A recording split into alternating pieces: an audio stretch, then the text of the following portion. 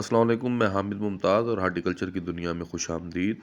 तो आज हम बात कर रहे हैं जो हमने चंद रोज़ पहले सब्ज़ी के बीज लगाए थे, जिसमें भिंडी वगैरह और दूसरे बीज लगाए थे उनके बारे में। जब हम बीज लगाते हैं तो हम एक जगह पर एक से ज़्यादा बीज लगा देते हैं ताकि उनकी जर्मिनेशन हो जाए। जहाँ पे हम बीज लगा रहे हैं यानी कि मतलूबा पौधा लगाना चाहते हैं, वहाँ पौधा हर सूरत उग जाए, क्योंकि मोस्टली बीजों की जो है वो जर्मिनेशन 80% तक होती है। तो उस इसके लिए हम वहाँ पे एक से ज़्यादा बीज लगा देते हैं। फिर जर्मिनेशन अगर ज़्यादा हो जाए तो फिर बीज ज़्यादा निकल आते हैं। जैसे कि देखें यहाँ पे अब हमने 5-6 बीज लगाए तो 5-6 के 5-6 ही हो गए। लेकिन अब आगे जाकर हमें एक पौधे की ज़रूरत है यहाँ पर, और बाकी पौधे हमें यहाँ से तल्फ़ करने होंगे। तो इसके 2 तरीके हैं, या तो आप पकड़ के आहिस्ता-आहिस्ता एक-एक पौधे को खींच लें, लेकिन वो ज़रा मुश्किल है, या छुरी से यूँ रख के काट दें। आप देखें कि उनमें से कौन-सा पौधा आप रखना चाहते हैं, जो सबसे हेल्दी हो उसे छोड़ के बाकी पौधों को यूँ आराम से छुरी रख के या कोई चाकू रख के चाकू की मदद से काटते जाएँ। काटते जाएँगे तो अकेला पौधा रह जाएगा। इस तरह जहाँ-जहाँ भी आप देखेंगे कि एक से ज़्यादा सीड निकले हुए हैं, सीड से जर्मिनेशन हो चुकी है, तो आप आहिस्ता-आहिस्ता उनको तल्फ़ करते जाएँगे। तो अब ये आप किसी चाकू या छुरी की मदद से बड़ी आसानी से कर सकते हैं। और अगर आप इनको हाथ से खींचेंगे तो कॉम्प्लिकेशंस कुछ हो सकती हैं। उसमें हाथ से खींचने में कॉम्प्लिकेशंस ये हो सकती हैं कि आप जब खींचें तो, क्योंकि नया बीज होता है, इसकी भी जड़ इतनी ज़्यादा नहीं बनी होती, तो जो उसके साथ-साथ वो पौधा भी निकल आए बाहर जिसको आप चाहते थे कि लगा रहे। तो इसलिए बेहतर ये है कि आप किसी चाकू या छुरी की मदद से आहिस्ता-आहिस्ता इनको रिमूव करते जाएँ। तो ये हमने जो बीज जिसको रिमूव कर रहे हैं, ये हमने भिंडी का सीड लगाया था यहाँ पे, और ये एक से ज़्यादा जितने भी यहाँ पे सीडलिंग्स निकली हुई हैं, उनको हम रिमूव कर देंगे ताकि आगे जाके हमारा एक ही पौधा यहाँ से ग्रो करे और उसके ऊपर अच्छी फ्रूटिंग हो सके। तो ये भिंडी का सीड है जिसको हमने सीधी जगह पर लगाया था, और कुछ हमने पोठों पर भी लगाया था, ऊंची जगहों पर पोठे बनाकर। तो ये हमने दोनों तरह की आपको कास्ट करके दिखाई थी। सीधे प्लाट में भी आप भिंडी लगा सकते हैं और पोठों पर भी लगा सकते हैं। तो ये वो सीधे सीधे प्लाट वाला हिस्सा था।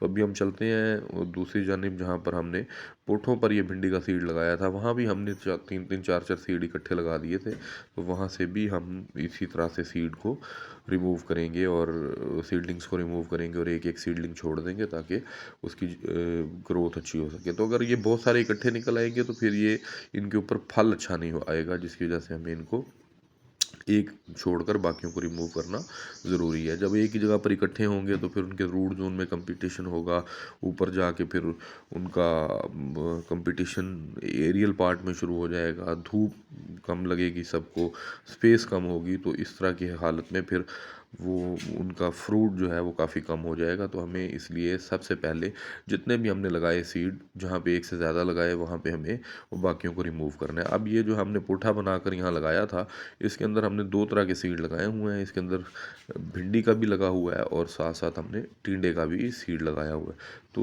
भिंडी जो है वो ऊपर की तरफ पौधा चला पड़ेगा, और टिंडा जो है उसकी वो बेल होती है तो वो नीचे ज़मीन की तरफ फैल जाएगी। तो इसलिए हमने ये कुछ करीब-करीब लगा दिए ताकि भिंडी और उन 2 भिंडियों के दरमियान में एक टिंडा, की भिंडियाँ ऊपर चली जाएँगी और टिंडा नीचे की तरफ फैल जाएगा। तो जो इसमें भी हमने यही करना है, जो एक से ज़्यादा सीडलिंग्स हो चुकी हैं उनको हमने रिमूव करना है। तो ये रिमूव करने के लिए बड़ा ईज़ी है कि आप किसी नाइफ़ की मदद से रिमूव करें, या शार्प चीज़ ले लें कोई ब्लेड, उसकी मदद से रिमूव करें, क्योंकि इसमें जो है वो साइड वाला सीडलिंग जिसको हमने छोड़ना होता है, उसको बहुत लेस डैमेज के साथ हम छोड़ सकते हैं। अगर हम इसके मुकाबले में उसको हाथ की मदद से रिमूव करेंगे या खींच के रिमूव करेंगे तो फिर उसमें सीडलिंग्स के ज़ाया होने का ख़तरा है, और जिस सीडलिंग को हम छोड़ना चाह रहे हैं वो भी डैमेज हो जाएगी। उसका डैमेज हमें बिल्कुल नहीं करना, क्योंकि अभी ये बिल्कुल 2-3 दिन की सीडलिंग है, न्यू स्प्राउटिंग है। अगर इसको हम डैमेज कर देंगे तो फिर इसकी ग्रोथ जो है वो सही नहीं हो पाएगी। तो हम जहाँ-जहाँ भी हमारे एक से ज़्यादा सीडलिंग आई हुई हैं, वहाँ हम एक हेल्दी सीड को कोशिश करेंगे। आप उनमें से देख लेंगे, जिस तरह भी आप नाइफ़ की मदद से उसे हिला के देख लेंगे कि हमारा ये सीड सबसे हेल्दी है, तो सबसे हेल्दी सीड को छोड़कर बाकी सबको हम वहाँ से रिमूव कर देंगे। जैसा ये देखें, नाइफ़ की मदद से उसको उसको सेग्रीगेट करना भी ईज़ी है, दूसरों से जुदा करना भी ईज़ी है। तो जुदा करके हम उसको रिमूव कर देंगे। तो ये जो अब हम हमारे पास जो ज़्यादा सीड लगाए गए थे वो मोस्टली मोस्टली भिंडी के ही थे। यहाँ पर भी भिंडी के सीड ज़्यादा लगे हुए हैं, लेकिन उसके मुकाबले में अगर आप देखें टिंडे का, तो टिंडे के सीड जो हैं वो उनकी हम एक एक दो दो ही सीड लगाए थे, तो उनकी सीडलिंग्स जो निकल रही हैं, ये अब जैसे ये टिंडे का सीड है, तो इसमें भी अब ये जो इजाफी वाले हैं हम यहाँ से निकाल रहे हैं। तो इसी तरह से आपने जो हमारे साथ साथ सीड लगाए थे, उनमें आप देख लें कि अगर एक से ज़्यादा सीडलिंग्स आ चुकी हैं, तो एक से ज़्यादा सीडलिंग्स को ये राइट टाइम है कि आप अभी निकालें, ताकि उसके बाद उनकी ग्रोथ जो है वो बाकी जो बच रही हैं उनकी अच्छी तरीके से शुरू हो सके, क्योंकि इसके बाद हमने मज़ीद कल्चर प्रैक्टिसेस शुरू करनी है, इनकी गोडी चौकी वगैरह इनको खाद देना। तो उससे पहले पहले हमें चाहिए कि हम उन सीडलिंग्स को निकाल के अलग कर दें। तो ये मैंने जो है सिर्फ इसी का नहीं, इसके अलावा हमने यहाँ पे कद्दू का भी सीड लगाया हुआ था, भिंडी का भी लगाया हुआ था, तो सबको मैंने अलग कर दिया। ये अलग करने के बाद आप इन्हें देखें, बिल्कुल अकेला अकेला सीड रह गया, और बाकी जो डबल डबल थे वो हमने यहाँ से रिमूव कर दिया। ये भिंडी और टिंडे वाली साइड थी। इसके अलावा हमने कद्दू लगाया हुआ था, कद्दू वाली साइड भी है, और साथ साथ जो बाकी सब्जियां लगाई थी उन सब को हमने इस तरह से अलग अलग कर दिया।